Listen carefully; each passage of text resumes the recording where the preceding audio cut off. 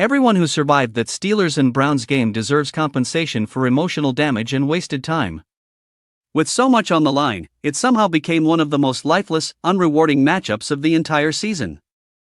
The only people who truly enjoyed it were Browns fans who loved nothing more than watching Pittsburgh suffer, and honestly, that part is fair. This game went wrong in many ways, but it all boils down to three glaring issues that should terrify Steelers fans heading into their winner-take-all showdown with the Ravens. First, Aaron Rodgers played the game as if participation was optional.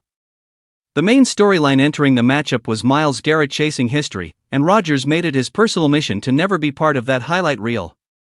Every snap felt rushed, every throw felt panicked, and the offense never had a chance to breathe. Rodgers got rid of the ball almost instantly, but instead of helping the offense, it completely broke it. Receivers were not ready, passes went nowhere, and the rhythm was non-existent. The priority was not scoring. It was survival. That approach might have been understandable if the Steelers had already locked up the division, but they had not. A win would have wrapped everything up and allowed them to rest, recover, and prepare for the playoffs.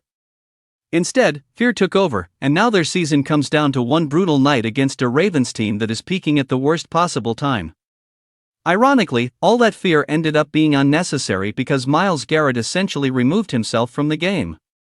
Desperate to chase the record, he lined up farther and farther away from the ball, taking massive looping paths that made it nearly impossible to reach the quarterback in time. The wider he went, the easier he became to neutralize.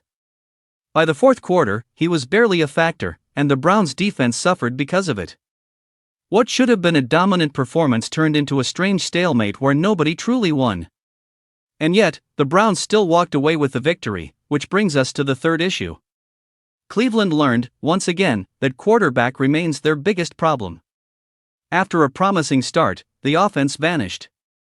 Short throws, missed opportunities, and self-created pressure defined the rest of the game. The efficiency numbers look fine on paper, but the impact was non-existent. The offense could not threaten, could not finish drives, and could not take control. This game should have been a statement. Instead, it was a warning for both teams. The Steelers looked scared, the Browns looked limited, and the football world was left wondering how something with so much meaning could feel so empty. One team escaped with pride intact. The other now faces judgment under the brightest lights of the season.